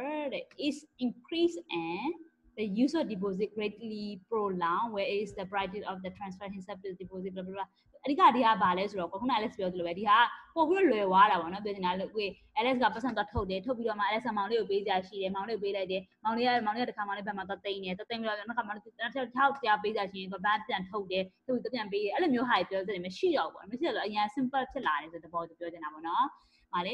if the practice of for the transferee ဆိုတာဒါကိုလွဲပေးရမယ်သူပေါ့နော်အဲ့လိုပုံစံမျိုးပြောချင်တာပေးရနဲ့ပေးကြီးပုံစံမျိုးလေ transfer တဲ့လူနဲ့ transferee ဆိုလက်ခံတဲ့သူကိုပြောချင်တာပေါ့နော်ဒီပုံစံမျိုးပြောချင်တာအဲ့လိုမျိုးပုံစံခုနက Alex ပြောသလိုပဲနဲ့ seeking his opportunity to use in some payment or his own ပုံစံမျိုးတော့မှကျရင်နောက်တစ်ယောက်ပေးကြရှိရင်သူကတော့ပြန်ထုတ်ရအောင်အဲ့လိုမျိုး process ပေါ့နော်ပြောချင်တာ if we suppose all the party consent to keep their account with a single bank တကယ်လို့ပေါ့သူအဲ့ဒီ bank နဲ့ပြောရဲပေါ့နော်ဒီမှာလို့ဆို idea single bank idea ပေါ့နော်တကယ်လို့ Alex ကလည်းဒီ bank A မှာပဲသွားထည့်တယ်ထောင်ကင်းကလည်း bank မှာပဲအကောက်ရှိတယ်မောင်လေးဝေရန်ကလည်း bank A မှာပဲအကောက်ရှိတယ်ဆိုပါတော့နော်အဲ့လိုဆို Alex 3ကလည်း bank A မှာပဲအကောက်ရှိတယ် okay Alex က A ပေါ့နော်မောင်လေးထွန်းက B ပေါ့နော် C ရှိလားမသိ C ရှိရင်တော့ထွန်းဝေရန်ပေးမယ်ပေါ့နော် B okay အဲ့လိုထားပါတော့ bank တစ်ခုပဲရှိတယ် suppose a check for the 2000ပေါ့နော် okay 3000ပဲထားလိုက်ပါတော့အဲ့ဒီ bank 30နေပါလေဆိုတော့ကိုယ်သေးဆိုတော့တင်မလား3000to have a draw by the bank aid against his deposit in bank you know okay ထားအောင်လေးကသူ bank A မှာ percentage ဘဏ်ထဲမှာပေါ့နော် bank ဆို Alex ဆိုဘဏ်နာမည်ဘယ်လိုပေးချင်လဲ Alex no bank ပေါ့ကွယ်ကိုဘဏ်အောင်တော့မယ် okay Alex no bank ပေါ့နော်ဘဏ်တစ်ခုရှိတယ်ပေါ့နော်အဲ့ဒီမှာမောင်လေးထောက်အောင်ခန့်မောင်လေးထောက်အောင်ခန့်မောင်လေးထောက်အောင်ခန့်ကပတ်စံ3000သွားထည့်ထားတယ်သွားထည့်လာတော့မောင်လေးမှာ3000ထုတ်ပါငွေရှိတယ်ဆိုပါလို့အဲ့ဒီအချိန်မှာလေတဲ့given him to be the payment for that ဒီအချိန်မှာပဲဒီ B ပေါ့နော်မောင်လေးဝေရန်ကမောင်လေးဝေရန်ကို Alex ကအဲဒီထောက်အောင်ခန့်ပတ်စံပေးရမယ်ပတ်စံပေးရမယ်ဆိုတော့မောင်လေးဝေရန်ကလည်း Alex no bank မှာပတ်စံလာတင်တာဟုတ်တယ်ဟုတ်သူ့အကောင့်မှာအကောင့်ရှိတယ်အဲ့လိုဆိုတော့Alex no bank ဘယ်လိုလုပ်မလဲဆိုတော့ဒီဟာကိုသူက B ပေါ့နော်ပြီးသွားရင်သူကလည်းအဲ့ဒီ B ကဆိုတာမောင်လေးဝင်ရလေဒီ may deposit the check to his own account ပေါ့နော်အဲ့ကဆိုတာသူဒီဘဏ်မှာရှိတယ်သူ့ရဲ့ account ထဲမှာသွားပြီးပြန်သိမ်းပါမယ်လေအဲ့လိုဆိုတော့ဘဏ်ကဘယ်လိုလုပ်မလဲဆိုတော့ပေါ့နော် if the bank then make the necessary change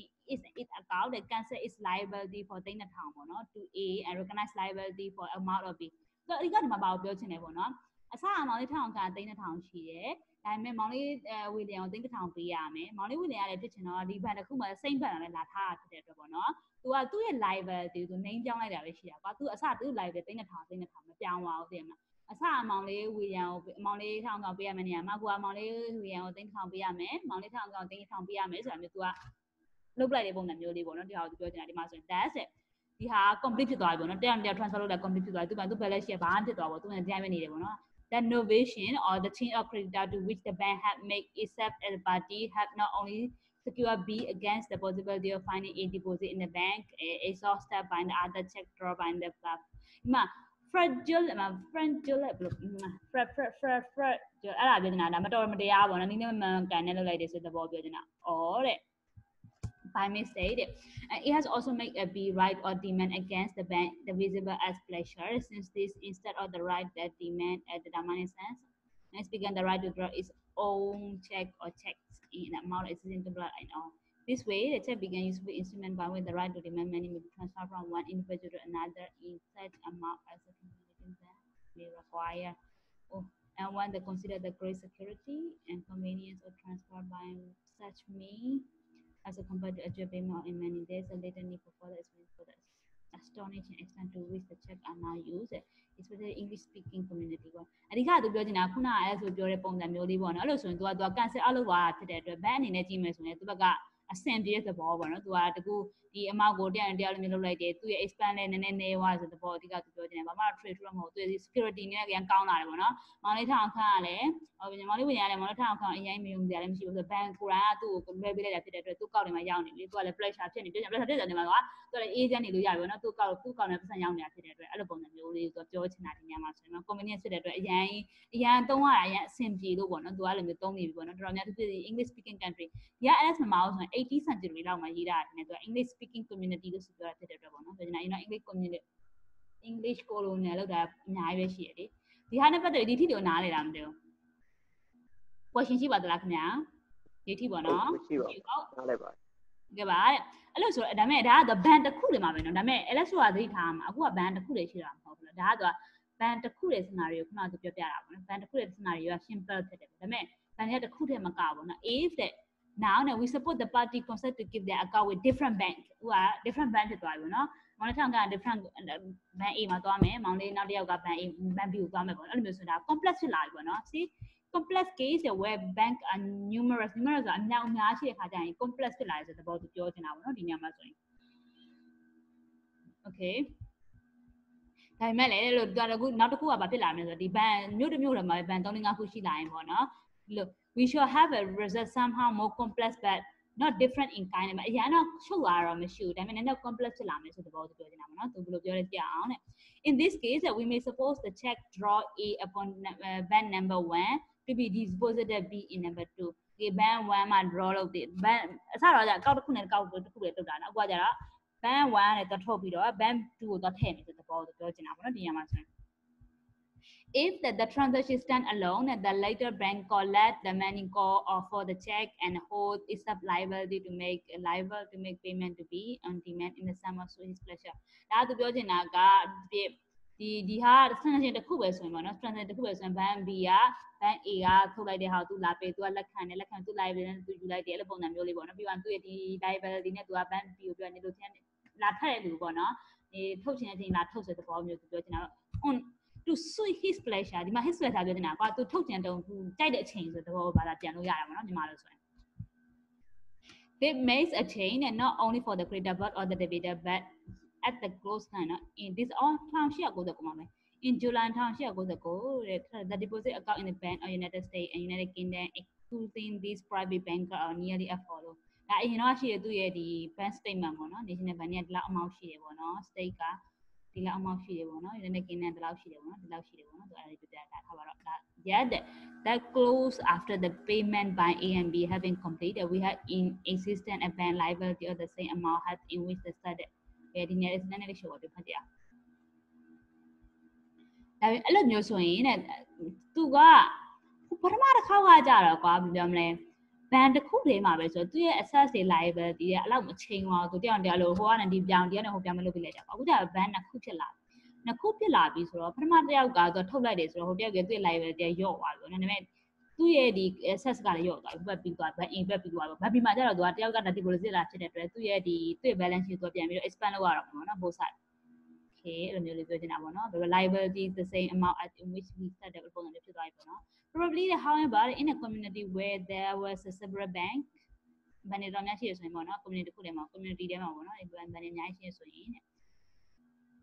the transaction will not stand alone ပေါ့နော် transaction တစ်ခုတည်းရှိမှာတော့မဟုတ်ပေါ့နော် at the end of the day သူကဒီမှာပြောချင်တာကွာတကယ်လို့ကိုကမျိုးမှာဖြစ်တဲ့အတွက်ပေါ့နော် transaction တစ်ခုတည်းဆိုရင်ရန် simple ဖြစ်တယ်ပေါ့ဒါပေမဲ့ဖြစ်ချင်တော့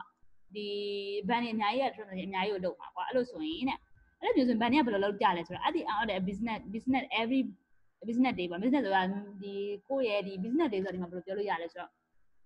ရုံးဖွင့်ချိန်ပေါ့နော်မနေ့ရုံးတွေသိထားမြန်လေးဘန်နေဆိုရင်မနေ့9နာရီဖွင့်တယ်ဒါပေမဲ့သူတို့3နာရီဆိုပိတ်သွားတယ်ဆိုတော့သူတို့က9နာရီမှရုံးဆင်းနေဆိုပေမဲ့လည်းသူတို့ကတခြား operation တွေရှိတယ်ပေါ့နော်ခုနဒီဘန် A နဲ့ဘန် B ကို clear နေလို့ operation တွေရှိမယ်ပေါ့နော်သူပြောကြအဲ့လိုမျိုးပေါ့ဒီ at the on the business day ပေါ့နော် business day မှာဆိုရင် bank would be likely to have a receipt in deposit check upon several and perhaps all others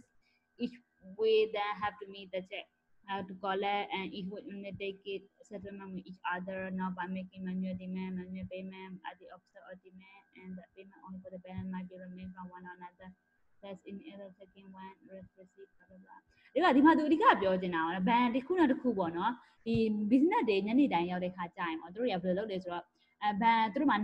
net ဆိုတာသိထားမယ်အဲ့လိုဆိုဗီဒီယိုကြည့်တယ်ဆိုရင်သူကသူတို့တွေကအဆအဆုံးကိုသူတို့ transfer မလုပ်တော့ဘူးเนาะဘန် A ကသူ့ရဲ့သူတို့ဘန် B ကိုဘယ်လောက်ပေးရမလဲဆိုတဲ့ဟာရယ်ဘန် B စီကသူဘယ်လောက်ရမလဲဆိုတဲ့ဟာကိုသူက net ကိုတွက်လိုက်တယ်အဲ့ဒီတိုင်းပဲဘန် B ရတယ်သူဘယ်လောက်ပေးရမလဲတခြားဘန် A ဘယ်လောက်ပေးရမလဲ transaction အများကြီးဖြစ်တဲ့အတွက်ပေါ့နော်သူဘယ်လောက်ပေးရမလဲသူဘယ်လောက်ဘန် B စီရတာရှိမယ်အဲ့ရ net ကဘယ်လောက်လဲအဲ့နှစ်ခု net ကို net နဲ့ပြန်ခြေလိုက်တဲ့သဘောပေါ့နော် settlement လုပ်တဲ့သဘောအဲ့ဒါဘောလေးမျက်စိနဲ့မြင်လားအဲ့ဒါဆိုဟိုတနေ့ကဒီ drawing လုပ်တဲ့ဟာမျိုးဆိုမျက်စိပေါ်မြင်လာမယ်ခင်ဗျဒီလိုမျိုးပေါ့နော်အဲ့ဒါရှင်းကြ drawing လုပ်ချင် okay ဒီလိုမျိုးပေါ့နော်ဒါဘန် A ပေါ့နော်ဘန် A ဘန် A မှာဆိုရင်သူ့မှာအခုလို့တဲ့ဒီ net ကို Alex ကသူ့မှာ net ကသူဘန် B ကိုဘန် B ကဒါသူ့ရဲ့ဒီ access ဖြစ်တဲ့သူရမယ့်ဟာပေါ့နော်ဒါမှဆိုတာ A လို့ Alex ရေးပေးလိုက်မယ်ဒီမှာဆိုရင်ဒါသူ့ liability ပေါ့နော်သူကဒါဘန် A ပေါ့ okay ဒါဘန် A ပေါ့နော် okay Alex ဘန် B ကိုဆွဲပေးမယ်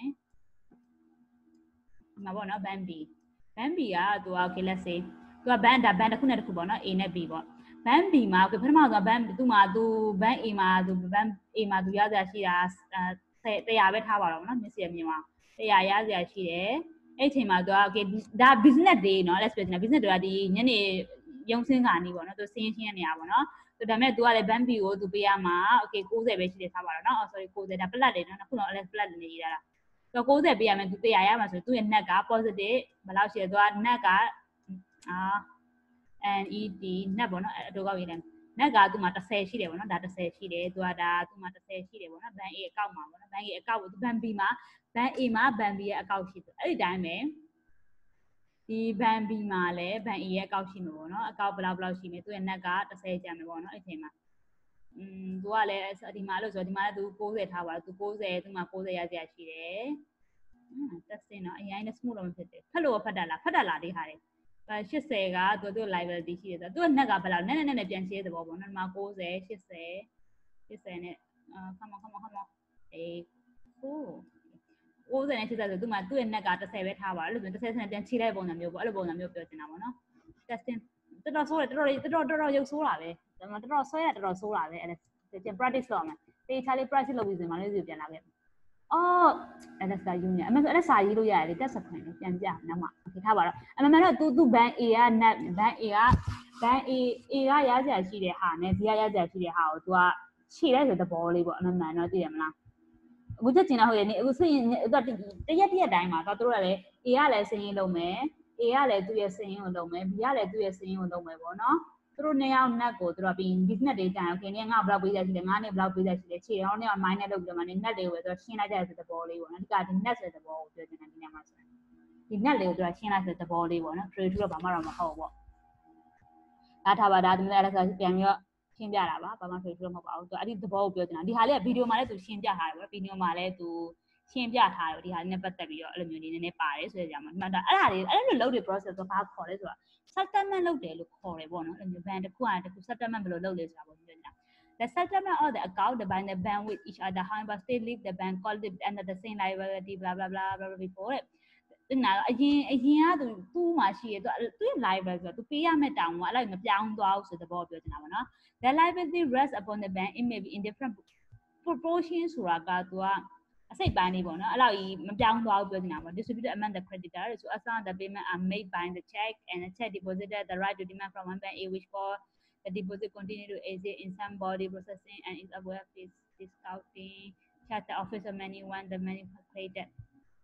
နော်ကပတ်စံပထမဆုံး create လုပ်ပြီးသွားကြရတယ်တရားအဲ့လိုမျိုးဟိုကသူ့ပြောင်းတရားသူ့ပြောင်းဟိုကသူ့ပြောင်းအဲ့လိုမျိုးလုပ်တဲ့ဆိုတာတဘောတရားပြောရမယ်ဆိုရင် bank အနေနဲ့ကြည့်မယ်ဆိုရင်သူ့ရဲ့ liability ကအရင်ပြောင်းသွားတာမျိုးမရှိဘူးပေါ့နော်နည်းနည်းနီးမဲ့ရှိတဲ့သဘောပြောနေတာအဓိက check system ကားတောင်မှုကသူဒီပတ်စံသိန်းတစ်ထောင်ကိုသူကတရားနဲ့ lay ပတ်နေပုံစံမျိုးဖြစ်တဲ့အတွက်သူ့ဘက်ကလည်းအရင်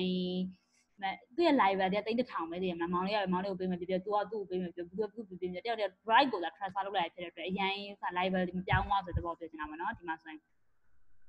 Okay, 5 page ရောက်နေပြီပေါ့နော် Okay, fighting. The medium of payment require a great preparation where the clearing house is adapted. ဒီလိုမျိုးဟာကပို့ပြီးတော့ prepare တဲ့ clearing house တဲ့သဘောက settlement clearing လုပ်တယ်ဆိုတာဒီမှာဆိုရင်ကွာခုနကဒီ settlement တဲ့ခါကျရင်သုံးတဲ့နေရာပေါ့နော် clearing house ကဒီညမှာဆို central bank အနေနဲ့ကွာမြင်လို့ရတယ်ပေါ့နော်သူက okay clearing house ဆိုမယ်ဆိုရင်တော့ဆိုရင် A ကသူ့ bank B အောက်မှာသွားထားတယ် B ကလည်း A အကောင့်သူ့ bank account create လုပ်တာများတယ်ပေါ့အဲ့လိုမျိုးမလုပ်တော့ပဲနဲ့သူက okay central bank မိတယ်ထားလိုက်ဆို bank A နဲ့ bank B ပေါ့နော် bank B ပြီးဒီမှာဒီ clearing house ပေါ့ clearing house ကို central bank မှာထားပါတော့အဲ့ဒါပဲအဲ့လိုမျိုးလုပ်လိုက်တဲ့ပုံစံမျိုးပို့ပြီးတော့အဆင်ပြေတဲ့သဘောကိုပြောချင်တာပါနော် and at this distance there is a daily meeting of clerk ဆိုတာဒါ bank မှာလုပ်တဲ့စည်ရင်းကိုင်ကိုခေါ်တာပေါ့နော်ပြန် bank မှာရေးလို့တော့မဟုတ်ပေါ့နေရာတိုင်းလို့ပေါ့နော်အဲ့ clerk ဆိုတဲ့ဟာသူစည်ရင်းကိုင်တဲ့ပုံစံမျိုးအလုပ်ကိုပြောချင်တာပေါ့နော် represent all the bank carry on the business at common center ပြောနေတာကညနေတင်တိုင်းသူတို့ကနေရာတနေရာမှာ bank မှာရှိရ representative တယောက်ပေါ့နော်တယောက်ကလည်းမျိုးကတ်တွေကသွားပြီးတော့သူတို့စာအုပ်နဲ့သူတို့သွားပြီးတော့ရှင်းတယ်ပေါ့နော်နေငါနဲ့ငါစည်ရင်းစညတဲ့ပုံစံမျိုးပေါ့နော် every brand there's a stand in as a central office or the check and cash demand which go against other blah blah blah and then also check with the check demand brought against is likely manner ပြောနေတာဒီဟာကသူတို့ပေးကြရှိရတယ်သူတို့ရှင်းပြရှိရအကုန်လုံးပိတ်လာတယ်ဆိုတဲ့ပေါ်ပြောနေတာပေါ့နော်have been credited due against each bank are sum up and then the balance to own or due မှာလေ due by နဲ့မှာ due by နဲ့ due to နဲ့ due from ဆိုတဲ့ဟာသူရေးတာမမိပါဘူးလားကွာသူ့ဘယ်လောက်ပေးရဘယ်ကငါဘယ်လောက်ပေးရမလဲဘယ်ကငါဘယ်လောက်ပေးရမလဲဆိုတဲ့ဟာမျိုးကိုလေအဲ့လိုမျိုးသူကဒီမှာဒီလိုမျိုးသူက each bank ပေါ့နော် bank A က bank B ကိုဘယ်လောက် due ပေးချရလဲ bank B က bank B မှာဘယ်လောက် due ဖြစ်လဲအဲ့ဒါမျိုးပြောချင်တာပေါ့နော်ဒီမှာဆို as this scheme made it then pay to or receive from the central office နာမည်ပြောချင်တာကွာအဲ့ချိန်မှာကွာ okayအစတော့ဆိုတော့အစတော့ဘယ်လိုလုပ်လဲဆိုတော့ bank A မှာ bank B အကောက်ထားရတယ် bank B ကလည်း bank A မှာအကောက်ထားအဲ့လိုမျိုးမလုပ်တော့ဘဲနဲ့ကွာဘယ်လိုလုပ်လဲဆိုတော့ net ကိုညနေတိုင်းမှာငါတို့စီးရင်ရှင်းကြမယ်စီးရင်ရှင်းလို့ငါနေ့ကိုပေးကြရှင်းငါ့ကိုနေတိုက်ပေးငါနေ့ကိုမပေးငါနေ့ကိုနေ့စဉ်ငါရရရှင်းငါ့ကိုနေတိုက်ပေးရမယ်အဲ့လိုပုံစံမျိုးလေးပေါ့နော်သူကလုပ်ထားတဲ့ပုံစံမျိုးလေးပေါ့ဒီ clearing house မှာလာလောက်ကြတဲ့သဘောဆိုပြောချင်တာပေါ့နော်အဲ့ဒီ central party ကဒါမှမဟုတ်လဲ clearing အဟောက်မှာစာအုပ်ထားပြီးတော့bank A ကဒီလောက်ရှိတယ် bank B ကဒီလောက်ရှိတယ် bank C ကဘယ်လောက်ရှိအဲ့လိုမျိုးတို့စာအုပ်လေးရှိမှာပေါ့နော်ဒီသူရဲ့ balance sheet ရှိမှာပေါ့နော်ဒီမှာသူက booking ရှိမှာ booking entry ရှိမှာပေါ့အဲ့မှာသွားပြီးတော့ okay bank က bank B ကိုပေးချက်ရှိရင်ဒီ clearing house က bank A ကနေပြီးတော့ bank B ကောက်တဲ့ transfer လုပ်ပေးလိုက် bank B က bank A ကိုပေးချက်ရှိရင် bank A က bank B ကို transfer လုပ်ပေးလိုက်အဲ့လိုမျိုးလေးလုပ်နေတယ်ပေါ့နော် clearing house က made တဲ့နေရာမှာနေပြီးတော့လေBy this means, a great mass of transaction would otherwise require a serious demand by each bank, even every other sector once that. ဒီနေ့ဒီကွာအလုပ်လေးလုပ်လိုက်တဲ့အတွက်ပေါ့နော်သူတို့ရဲ့ဒီလောက်ရမယ်လို့ဒီအရင်ရော့သွားတယ်ပေါ့နော်အများကြီးသူလိုက်လို့ကြမလို့တော့ပြောချင်တာ okay ဒီတရက်အတွင်းမှာဒီစီးပွားလုပ်ငန်းရှင်တွေကဘန်ဘီပေးကြရှိတယ်ဘန်ဘီကစီးပွားလုပ်ငန်းရှင်ကဘန်အေးလို့ပေးကြရှိတယ်အဲ့လိုမျိုးဟာတွေအကလည်းသူတို့စီးရင်တော့မှတ်ထားလိုက်တယ်ပေါ့နော်အကောင်စီးနေမှတ်ထားတယ်အကောင်လုံးလုပ်လိုက်တယ်ပြီးတော့မှသူတို့တရက်နဲ့စိတ်ရင်းပြန်လဲပြီးတော့ okay နောက်ဆုံးအားလုံးဆမ်းလို့တဲ့ခါကျရင်ငါနေ့ကိုဘယ်လောက်ပဲပေးရမယ်ငါနေ့ငါဘယ်လောက်ပဲပေးရမယ်ချုပ်လိုက်တယ်ပေါ့နော်ဘန်ကင်းတွေကသူဘန်တွေကစီးပွားလုပ်လိုက်တဲ့ပုံစံမျိုးပေါ့ပြောချင်တာကွာငါဒီမှာနေ့ customer တွေဘယ်လောက်ရှိဘယ်လောက်စီတွေနေပတ်စံလို့ရမယ်ငါလည်းနေ့ကိုဘယ်လောက်ပတ်စံလို့ရမယ်လို့ဆိုတော့ငါတို့เนี่ย သူ့ငါလွှဲရမယ့်ဟာငါနဲ့ခြေလိုက်မယ်ချိန်မှဒီကြံတဲ့ဟာလေးပဲငါနဲ့ပေးမယ်နေကြလို့နေညားပေးရမယ်ဆိုရင်ငါနဲ့ပို့ပေးလိုက်မယ်ငါညားပေးရဆိုရင်ငါ့ကိုပေးစေပုံစံမျိုးလုပ်လိုက်တယ်ဆိုတော့ဖြစ်တဲ့အတွက်ကွာဆိုတော့ရှင်အများကြီးကိုမှပေါင်းလိုက်တာပြောတယ်တစ်ခုလောက်ပဲသူကလောက်ရတယ်သူတို့ကနေသွားတယ်နော်လောက်ရတဲ့ဟာအရင်မချုပ်သွားဘူးဆိုတဲ့ပေါ်လေးပေါ့ဒီထိနည်းနည်းမြင်လာကြတာညီမတို့အဲ့ဒါဆိုပြောတော့ပြောနေမြင်လာကြလားမသိဘူးနောက်မှလည်းအိပ်ပျော်ကုန်ရပြီလားအဲ့ဒါခုလေအဲ့မကွဲဘူးအဲ့ settlement of pay နဲ့လေ clearing house ကအဲ့နှစ်ခုအတူတူပဲမလား settlement ဘာကွာလဲ တူပဲမှာတူပဲဒါပေမဲ့ settlement ရင်တော့လုပ်တယ်ကွာ settlement ကအမျိုးမျိုးလုပ်လို့ရတယ်ဒီလားညီမ settlement လုပ်ရင်တော့ဘန်နဲ့ဘန်ချင်း settlement လုပ်လို့လည်းရတယ်အခုက clearing house ကဘယ်လိုလုပ်လဲဆိုတော့ clearing house ကသူကတပ်ပါတီနေနဲ့လာနေပြီးဆိုတဲ့ဘောလေးဖြစ်သွားပြီဒီလား okay အစားဆို clearing ဆက်တာဘယ်လိုလုပ်လဲဆိုတော့သူကဘန် A ကသူ့ဘန် B ရဲ့ဘန် B ရဲ့အကောက်ကိုဘန် A မှာလာပြီးအကောက်ဖွင့်တဲ့ပုံစံမျိုးကွာဘန် B ကလည်းဘန် A ရဲ့ဘန်မှာသွားသူ့ name နဲ့အကောက်ဖွင့်တာတယ်ဘန် A ကလည်းဘန် B name မှာသူ့ name နဲ့အကောက်ဖွင့်တာသူတို့အဲ့လိုမျိုးလုပ်လို့ဆိုတော့ခြေကြတာကွာသူကဆက်တယ်လုပ်ကြတယ်အဲ့လိုသမီးမတ်တဲ့မျိုးတော့အဲ့လိုထိရှင်းရညီမဒါလည်း settlement လုပ်တာပဲနော်ဒါပေမဲ့သူအဲ့လိုမျိုးမလုပ်ဘူးငါလည်းအဲ့လိုမျိုးငါလည်းဒီဘက်ငါမလာငါလည်းငါဘက်မလာငါတို့ settlement out ဟိုဒီ clearing house အကောင့်သွားပြီးတော့ငါတို့အကောင့်တွေဖွင့်ကြမယ်နေ့ဘက်မှာလည်းငါအကောင့်ဖွင့်ငါ့ဘက်ကနေကောက်ဖွင့်ကြမလို့ဘူးငါတို့တွေဒီ central bank နဲ့ထားရပါနော်ဒီမှာဆို central bank as a clearing house လို့ပြောတာဖြစ်တဲ့အတွက်ပေါ့နော်ဒီဟုတ်ပြီဒီ central bank မှာငါလည်းငါကောက်ဖွင့်ရမယ်ညနေကောက်နေဖွင့်တာဟုတ်ပြီလားအဲ့လိုဆိုတော့ငါတို့ဒီမှာငါကောက်ဘယ်လိုရှိရအနေကောက်ဘယ်လိုရှိတယ်ငါနေ့ကိုပေးစားရှင်ငါရဲ့အကောင့်မှာရှိတဲ့ဟာကိုငါနဲ့ transfer လုပ်လိုက်မယ်ငါ့ကိုပေးစားရှင်ငါအကောင့်မှာအောင်နဲ့ transfer လုပ်လိုက်မယ်အဲ့လိုမျိုးပြောချင်တာသဘောပေါက်လားညီမနော်ခင်ဗျာနည်းနည်းရှင်းလာလားပို့ချုပ်ပါဟုတ်ရှင်းလိုက်မှာရှင်းလိုက်ကြားလေရောဒီဟာလေးနားလေလားမင်းရောမျိုးရင်နားလေလားပို့ချုပ်သွားလားဟုတ်ကဲ့နားလေပါတော့ဟိုအကိုဝေရလည်းပို့ထားသေးရနော်ဟိုခရူရက်မှာဟုတ်လားရေးထားရဟာဘယ်ဟာလေးလဲမသိဘူးမမလိုရေးထားရပို့ထားအော်အဲ့ဒါလေးလား settlement နဲ့ပတ်သက်ပြီးဟုတ်ပြီပြီးရင်ကြည့်လိုက်မယ်နော် settlement နဲ့တက်ဆိုတာလဲဆိုဟို banking system ပါတယ်ပေါ့နော်သူတို့ဘယ်လိုလုပ်ကြလဲအဲ့လိုမျိုးလေးတွေပါတယ်ပေါ့နော်ပြီးရင်ဝင်ဖတ်ကြsorry ဝင်ဖတ်ကြမယ်ပေါ့နော်အဲ့ဒါနဲ့ပတ်သက်ပြီးတော့ဟုတ်ပါအဓိကဒီဟာပေါ့လဲဆိုဒီ payment system မှာဘယ်လိုလုပ်ကြလဲခဏလေးဝင်ဖတ်လိုက်မယ်တစ်ချက်ဒါလေးပြောနေတာဒါနည်းနည်းအခုဒီဟာကြတော့ကွာအခုဒါ 21st century ရဲ့ရောက်လာပြီပေါ့နော်ဒါအရင်တော့ဘယ်လိုလုပ်လဲပေါ့နော်ဒီအခုလို့ဆိုသူတို့ RGTS system မှာသုံးနေပေါ့နော်ဒါလည်းနည်း advanced topic တွေဖြစ်သွားပြီဒါကကြတော့ဆို18ရာလူလောက်တွေကလူတွေဘယ်လိုလုပ်ကြလဲပေါ့နော်18ရာလူလောက်လို့ဆိုရင် technology ကအဲ့လောက် advanced မဖြစ်သေးဘူးဟုတ်တယ်ဟုတ်အဲ့လိုဆိုတော့ဒါ manual method တွေပေါ့နော်သူတို့ကကိုယ်တိုင် paper base မှာသွားရေးပြီးတော့နော်စာအုပ်မှာချက်မှတ်ပြီးလုပ်တဲ့ပုံစံမျိုးလေးသူပြောပြထားတယ်ပေါ့နော်အခုဒီ 21st century မှာဆိုတော့တော်တော်များဒီ electronic တွေများတယ်ပေါ့နော်ဒါပေမဲ့ concept တော့တူတူပဲပေါ့နော် RGTS သုံးတယ် real time settlement တွေလုပ်ကြမယ် netting လို့ဆိုတော့ခုနကလည်း net အကြောင်းပြောနေပါလား net လုပ်တာဆိုတာအကောင်လုံးချက်ချင်းမလွဲတော့ဘူးနေငါနောက်ဆုံးဘာဘလောက်ပေးစားရှိတယ်ငါနေဘလောက်ပေးစားရှိတယ်ရှိတဲ့ဟာပဲ net နဲ့လုပ်ချိလိုက်အဲ့လိုမျိုးပုံစံမျိုး netting လို့ခေါ်တယ်ပေါ့နော် settlement လုပ်တယ်ဆိုတာခုနကလည်းဆိုပြောတယ်နေငါဘလောက်ပေးရမယ်ငါနေဘလောက်ပေးရမယ်အဲ့လိုမျိုး net ချိလိုက်တဲ့ဟာမျိုး settlement လို့ခေါ်တယ်ပုံစံပေါ်လေးပေါ့နော်ဟုတ်ပြီအဲ့တော့ဒီဟာလေးပြပြဝိုင်းလောက်မှလည်းဟိုခဏမောင်လေးဝင်ရပို့လာတဲ့ဟာဖတ်ကြမယ်နော်ဒီမှာ system နဲ့အများကြီးလုပ်ပါတယ်ပေါ့ဒါကနည်းနည်းပြင်မဲ့ history ကိုပြန်ပြီး observe လုပ်တယ်ပေါ့ဒီလိုမျိုးပေါ့နော် A statement of the working of the checking system under the circumstances or different degree of complexity တဲ့ given by ဘယ်လိုလားသိမျိုးနော်ဒီမှာတေချာလေးတော့ရှိတယ်ပေါ့နော်ဒီ money and the exchange mechanism စာအုပ်မှာတေချာလေးရေးထားပါတယ်တဲ့ for the further notice of clearing house system and see blah blah blah the transportation သူပြောချင်တာအရင်တော့ဆိုရင်ကွာအဲ့ဒါဆိုတာ digital money မရှိသေးတယ် digital ထဲမှာတဲ့သိန်းသားမျိုးမရှိဘူးဟုတ်တယ်ဟုတ်မရှိဘူးဆိုတော့သူက cash ကိုဒီဘဏ်ငါနေကိုလွှဲရငါနေကိုလွှဲရဆိုတော့အခုချိန်မှာကွာ digital လေးနဲ့ pocket ဆိုလေးလည်းရပါတယ်အရင်တော့ဆိုအဲ့ရှိတယ်မှာမဟုတ်လားလို့ဆိုမရှိဘူးဆိုတော့သူတို့ကဒီ cash ကိုတော့မဆိုသူတို့ cash အိမ်နဲ့ပယ်လာပြီးလာပြန်ပေးအဲ့လိုမျိုးလောက်ကဒီ transportation process သိတယ်မလား cash ကအရင် costly ဖြစ်တယ်ကွာ cash ကိုဒီ security နဲ့ကြည့်မယ်ဆိုရင် cost ရှိတယ်သူ producing လောက်ကလည်း cost လည်းရှိတယ်ပေါ့နော် paper တွေဖြစ်တဲ့အတွက်သူ့ဒီ maintain လောက်ကလည်း cost လည်းရှိအဲ့လိုမျိုးတွေကိုပြောနေတာပေါ့နော်တနည်း transportation လောက်ကလည်း cost လည်းရှိအဲ့ဒါတွေပေါ့အဲ့လိုမျိုးဒါဒီချိန်တော့ဆိုရင်ဆို digital နဲ့ပတ်သက်တာဘာမှမရှိတဲ့အချိန်ပေါ့နော်ဒီမှာဆိုတော့ခုန LSD bank account တွေပဲဆိုတာ clearing house certificate တွေသုံးနေတယ်ဆိုတဲ့ပေါ်ပြောနေတာပေါ့နော် instead of money or legal tender ဒီ clearing house certificate တွေသုံးပြီးတော့ဒီ central bank ကသူကိုယ်တိုင်သွားပြီးတော့သူ့ရဲ့ balance ဆို both sides of balance expand လုပ်ပြီးတော့ငါနေဘယ်လောက်ပေးကြချင်ငါနေဘယ်လောက်ပေးအဲ့လိုမျိုးလုပ်တဲ့ပုံစံမျိုးသူပြောပြနေတာပေါ့နော် This certificate represent money or no deposit with the clearing house and or with some bank it represent all this purpose and are payable on demand being made in a convenience denomination by their using payment between banks and for the purpose of reserve are recognized by the law United States as the ဆိုကြောက်သွားပြီတော့ okay ဒါတော်တော်လေးကြာတဲ့စာအုပ်ဖြစ်တဲ့အတွက်ဒီ Google digitize လုပ်တာ digitize by Google လိုက် Google ဆိုရေးတာဒါမှမဟုတ်ဒီစာအုပ်တွေကအရန်ကြားလာတဲ့စာအုပ်တွေပေါ့နော် ဒီ digital version မရှိအဲ့ဒါကို paper scan ဖတ်ပြီးတော့လုပ်ထားတယ်ဆိုတော့ပြောနေတာဒီမှာဆိုရင် Another system, the bank deposit circulate by the meal check became the most convenient medium of payment yet device. A stock of the bank transfer, is in whatever amount is needed for the larger transaction, and the transfer instantly began the basis for the fresh operation with as completely security against accidental loss as can be imagined. In the strict economic sense, this medium no doubt have a rapidity or circulation in higher degree, while in the sense of actual activity movement in a given time where you in the given effort of which many are known, and this being recently the most volatile of all the medium or age. သူပြောချင်တာမှတ်မိလားမသိဒီညမှာလည်းဆိုချက်ကိုတုံးတာမလို့ချက်ကလည်းမလို့ credit သဘောတရားကိုပြောချင်အဲ့မှာဆိုသူကဒီမှာ expansion နဲ့လည်းသူပြောထားတယ်ပေါ့နော်ဒီမှာဆိုရင်အရင် volatile ဖြစ်တယ်ဆိုတော့သူပြောထားတယ်ပေါ့ဒီ transaction နဲ့ပတ်သက်ပြီးတော့ဒီ instantly began the basis for fresh operation security နဲ့သူအဲ့ဒီ check တွေကလည်းသူ security against loss ဆိုတဲ့နေရာမှာလည်းသုံးတယ်ပေါ့နော်ဒီ media အနေနဲ့သုံးလာတယ်ပေါ့အဲ့ဒါမျိုးဆိုရင် rapidly or circulation in high degree wide in the sense of actual activity of the moment in given time ဒီလိုတက်ပြီးမရှင်းဘူးပေါ့နော်ဒီ volatile ဖြစ်တယ်ဆိုတာလည်းအရင်အပေါ်ဘယ်လိုလဲအချင်းကအရင် mostly volatile or the medium or the age သိနာမလို့ဖြစ်ပါတယ် of the entire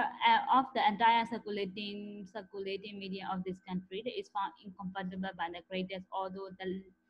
the least considered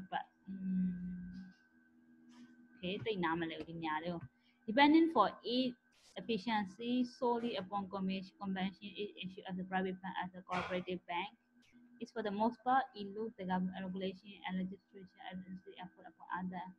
constitution of the currency. Indeed, beyond the requirement of minimum reserve to be held by the national bank made by the law of United States, we may say that the subject is not touched by.